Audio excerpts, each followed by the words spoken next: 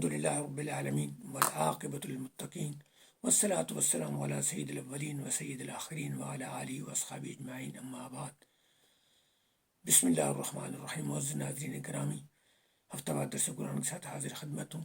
سورۃ یوسف ہم پڑھ رہے ہیں، اور جو پچھلے درس کا جو اختتامی نوٹ وہ یہ ہے کہ حضرت یوسف کی جب بادشاہ مصر کو طلب ہوئی اپنے خواب کی تعبیر سننے کے بعد اس کو صحیح طور پر ان سے ملنے کی اور تحقیق کرنے کی، تو اس نے آپ کو جیل سے بلا بھیجا اور آپ نے جانے سے انکار کر دیا۔ آپ کا انکار کی وجہ یہ تھی کہ آپ لوگوں پر اور بادشاہ پر یہ واضح کرنا چاہتے ہیں کہ جو لوگ کمزور ہوتے ہیں معاشرے میں اور ان پر طاقتور لوگ اپنی مرضی مسلط کرنے میں ناکام ہونے کی وجہ سے جھوٹے الزام لگا کر ان کو اپنے نفس کے اطمینان کے لیے، تسلی کے لیے، اپنے روب داب کے لیے ان کو سزا دیتے ہیں، یہ ختم ہونا چاہیے اور اس کا اظہار اور اس برائی کا اظہار اوپن ہونا چاہیے۔ انکوائری کے بعد پتہ چلا کہ آپ بے گناہ ہیں، آپ نے سارے اچھے اعمال کی جو ایک بطور ملازم کے ہونے چاہیے تھے، اور جن لوگوں نے آپ کے ساتھ ظلم کیا انہوں نے اس کا اقرار کیا۔ اس کے بعد جب یہ چیز واضح ہو گئی اور آپ گئے، تو جو آپ نے آیت مبارکہ پڑھی، یہ جو آپ نے کلام کیا وہ انتہائی اہم ہے، اور اس کو آپ سماعت فرمائیں۔ آج اسی پر انشاءاللہ ہم بات کریں گے۔ وما أبرئ نفسي إن النفس لأمارة بالسوء إلا ما رحم ربي إن ربي غفور رحيم۔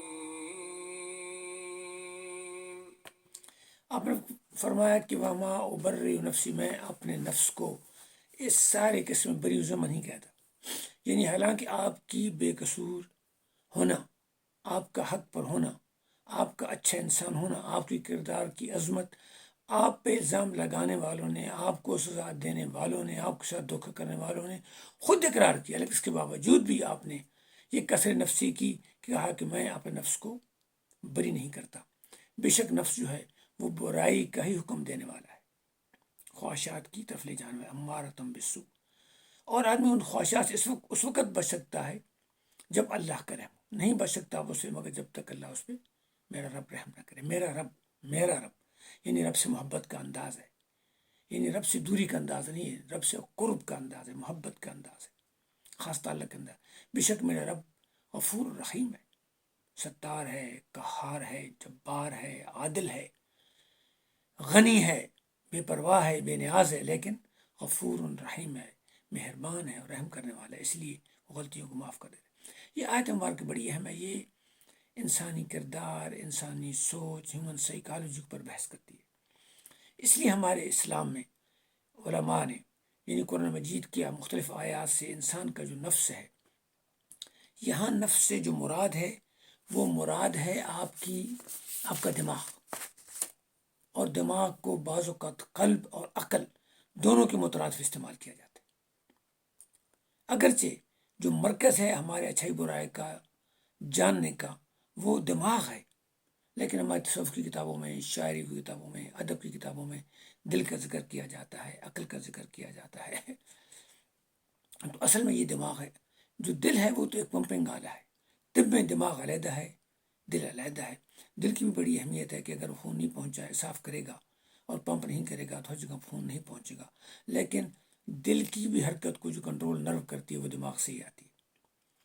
تو اور یہ جو ہمارا دماغ ہے، اس کے اندر یہی وہ چیز ہے جس نے انسان کو امتیاز دیا ہوا ہے، جس کے اندر عقل ہے، علم الآدم الاسماء کلہا کی قوت ہے۔ یہ ہم کہتے ہیں کہ نفس جس میں قوت مدرکہ ہے، ادراک کرنے کی قوت ہے، جس میں خیالات آتے ہیں، تجزیہ ہوتا ہے، ارادہ بنتا ہے، اچھے برے کا فیصلہ ہو جاتا ہے، پھر ایکشن کا کمانڈ دی جاتی ہے۔ تو اب یہ جو نفس ہے اس کو علماء نے قرآن مجید کی مختلف آیات کو دیکھ کر 3 حصوں میں تقسیم کیا ہے کہ یہ دماغ کے اندر ہے۔ طب میں اس کے بہت سارے بھی تقریباً 3 اجزاء ہیں، کسی نے 5 اجزاء کی ہیں، اور انہوں نے کہا کہ ماتھے والی سائڈ جو ہے وہ غصے والے احکام کے لیے، کچھ میموری والی ہے، کچھ انالیسس والی ہے۔ اس میں ہمارے کتنے اربوں نیورون ہیں، نیورون میں سے سگنل جاتے ہیں، یعنی ایگزیکٹلی جو آرٹیفیشیل انٹیلیجنس جو ہے وہ ہمارے دماغ کی ایک قسم کی کاپی ہے، اس لیے ہم اسے آرٹیفیشیل کہتے ہیں۔ تو اس میں ایک حصہ وہ ہے جو آپ کی طبعیات، انسانی جسم، انسانی عوارض جو انسان کے اندر اور دماغ کے اندر رکھے گئے ہیں ان کو استعمال کرتا ہے. اس میں مثلا یہ بھوک ہے، گرمی اور سردی ہے، جنسی خواہش ہے، پھر اس کے اندر کچھ احساسات ہیں، مثلا محبت کا احساس ہے، غصے کا احساس ہے، تکبر کا احساس ہے، حسد کا احساس ہے، نفرت کا احساس ہے، ایثار کا احساس ہے. یہ اس کے اندر موجود ہے. اس کے ساتھ آگے ایک نفس ہے، دماغ کا ایک حصہ ہے جس میں ہمیں کہتے ہیں نفس لوامہ، یعنی لعنت ملامت والے سے ہے، یعنی اس کے اندر تجزیے کی قوت ہے. یعنی اللہ تعالیٰ نے یہ آپ کی ڈیفالٹ میں دیا ہے کہ جب آپ کے اندر کوئی خیال آتا ہے تو آپ کے اندر جو تجزیہ کرنے کی قوت ہے کہ اچھا ہے یا برا ہے، اسے میں کروں تو کیا ہوگا، نہیں کروں گا تو کیا ہوگا، کرنے کے کیا فوائد ہیں، نہ کرنے کے کیا نقصانات ہیں، نہ کرنے کے کیا فوائد ہیں، کرنے کے کیا نقصانات ہیں، اس کا تجزیہ کرتی ہے. اسے ہم کہتے ہیں کہ لعنت ملامت کرنے والا آپ کو برائی شروع ہوتا ہے. یہ آپ کا جو تجزیہ کرنے کی قوت ہے اور یہ عقل ہے، یہ اس کا ایک حصہ ہے. اور اس کے حصے کے اندر کچھ خارجی محرکات ہیں، ان میں شیطان اور جن بھی شامل ہیں. یعنی جن ہمارے دماغ کے اس حصے میں جا کے، نفس امارہ میں جا کے اور پھر ہمارے نفس لوامہ میں جا کے دونوں پہ اثر کرتے ہیں. یہ ہم تھوڑے سے آگے بات کریں. اس کے بعد ایک تیسرا حصہ ہے جسے ہم کہتے ہیں مطمئنہ. ارجعی الی ربک یا ایھا النفس المطمئنہ ارجعی الی ربک راضیۃ مرضیہ. یعنی جہاں اطمینان ہوتا ہے، جہاں ہم آپ کی پرفارمنس سے مطمئن ہو جاتے ہیں، جہاں آپ کی ویل بینگ پرفیکٹ ہوتی ہے. میڈیسن کے پاس میں کہہ سکتا ہوں یہ جو آج ہم بحث کر رہے ہیں نا، بات کر رہے ہیں نا، یہ نفسیات کا بھی حصہ ہے، طب کا بھی حصہ ہے، اور تصوف کا بھی حصہ ہے، علم کلام کا بھی ایک حصہ ہے، فلسفہ کا بھی کہہ سکتے ہیں. تو یہ جو ہمارے یہ اب جو یہ ہمارا نفس ہے، اس کے ساتھ اس کے خارجی محرکات ہیں، داخلی محرکات ہیں. داخلی محرکات میں نے بتایا ہے کہ آپ کے اندر بھوک ہے، کوئی درد ہے، کوئی بیماری آ گئی ہے، نیند آ رہی ہے آپ کو. اس کے بعد آپ کی مطلب ہے کہ جنسی خواہش آ رہی ہے، گرمی سردی کا احساس ہو رہا ہے. پھر خارجی محرکات وہ ہیں جو آپ نظارے دیکھتے ہیں، جس میں آپ کے حواس خمسہ ہیں کہ آپ نے اچھی خوبصورت جگہ دیکھی، خوبصورت مکان دیکھا، خوبصورت آواز سنی، کوئی دل نشین منظر دیکھ لیا. پھر اس میں شیطان کے خیالات ہیں، خارجی محرک ہیں. اس میں یعنی جن ہیں جو آپ کے خیالات اندر میں جاتے ہیں، کوئی قوت ہے کہ جسم کے اندر چلے جاتے ہیں. اچھا یہ چیزیں پہلے پتہ نہیں تھی. اب جب سے ہماری یہ ریڈیو امیجنگ شروع ہوئی ہے نا، ریڈیو امیجنگ، ریڈیائی امیجنگ ہے، یا ریڈیوگرافی شروع ہوئی ہے کہ ہم مقناطیس کے ذریعے اپنے جسم کے اعضاء کے، دل کے جو مختلف حصوں میں جا کے فوٹوگرافی کر کے اس کی امیجنگ دیکھتے کرتے ہیں. اس سے ہمیں زیادہ پتہ چل رہا ہے کہ دماغ میں کیا ہو رہا ہے، کتنے نیورون ہیں، کیسے موومنٹ ہوتی ہے، کیسے اپ اینڈ ڈاؤن ہوتا ہے.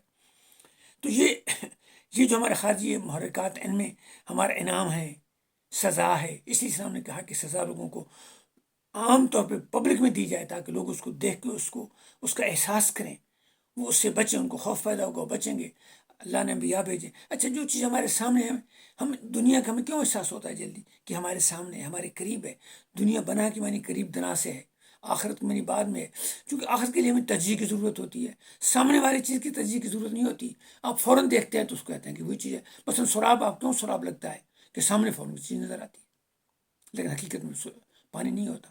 تو جو سامنے چیزیں اسی لیے ان سے بندہ جلدی احساس پکڑتا ہے، جلدی افیکٹ ہوتا ہے. اس لیے اللہ کے جو وجود ہے یا اللہ کے جو آخرت کے احکامات ہیں ان میں ٹائم لگتا ہے نفس کو ایکسیپٹ کرنے میں.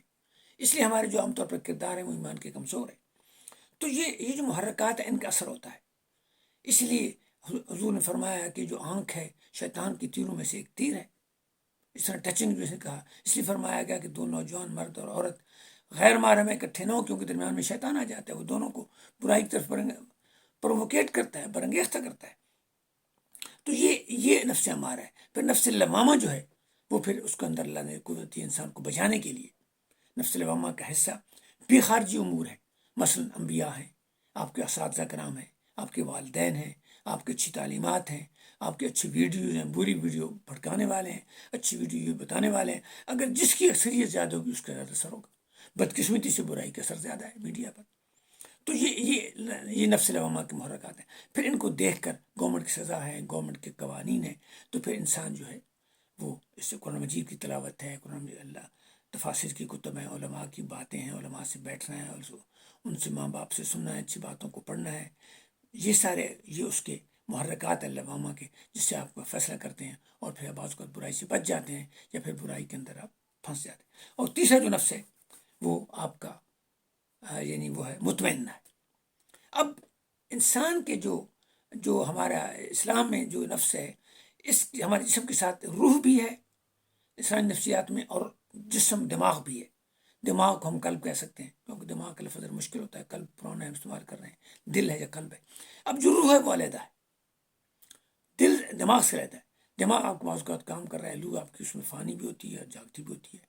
اگر آپ کی روح جاگنے والی ہے تو آپ کا نفس مطمئنہ کی طرف میلان زیادہ ہوگا، اگر آپ کی روح سو چکی ہے تو آپ کا نفس امارہ کی طرف میلان زیادہ ہوگا۔ اور نفس لوامہ کے جو محرکات ہیں وہ دونوں میں بیلنس کرنے والے ہیں، یہ آپ کی روح میں اور نفس۔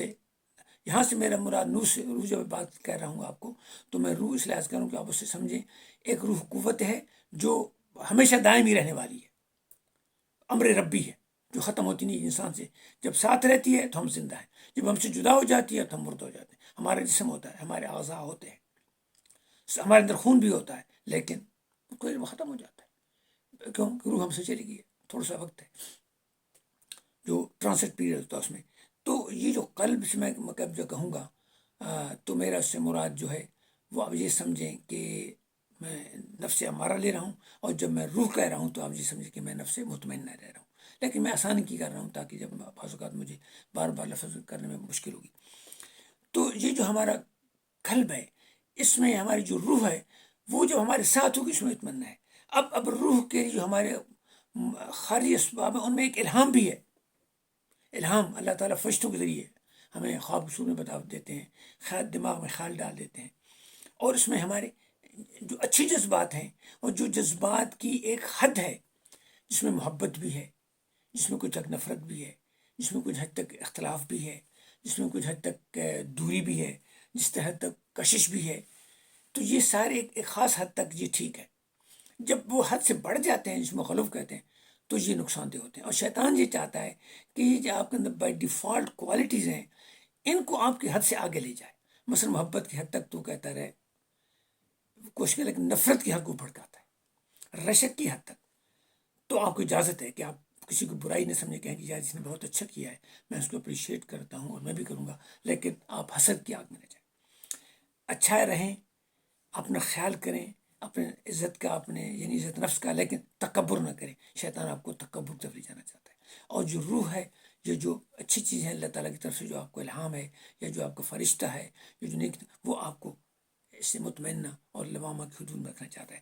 تو یہ ایک ایسا ملاپ ہے، یہ ایک ایسا بیلنس ہے جو میں بڑا ڈیلیکیٹ ہے، اور شیطان کو اللہ تعالیٰ نے قیامت تک زندہ رہنے کی دے دیا اور استعداد بھی دی ہے، کیونکہ وہ انرجی کی سورس ہے، وہ آگ سے بنا ہوا سورس آف انرجی ہے، اس کی کوئی مٹیریل اس کا وجود نہیں ہے، وہ آپ کے دماغ میں، آپ کے اندر چلا جاتا ہے اور اپنے دماغ کے نورون کو افیکٹ کرتا ہے، سوتے ہوئے بھی کرتا ہے، جاگتے ہوئے بھی کرتا ہے۔